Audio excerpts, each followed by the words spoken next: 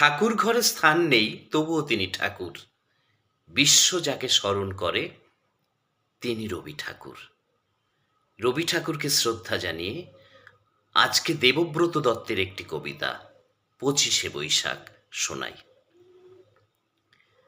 চতুর্দিকে ধূপের ধোঁয়া, বাজছে কোথাও শাক, ক্যালেন্ডারে চোখ চলে যায় ২৫শে বৈশাখ।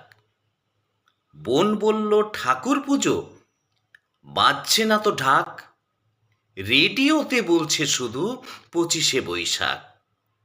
মাকে বলি খাবো না আজ, যতই খিদে পাক, টিভির কাছে দেখব বসে ২৫শে বৈশাখ। বাবা বললেন টিভি দেখা আজ না হয় রাখ, সবাই মিলে করব পালন ২৫শে বৈশাখ। ভাই বলল বীরপুরুষ, দাদা বলল থাক, ভাগ্যে খোকা সঙ্গে ছিল ২৫শে বৈশাখ।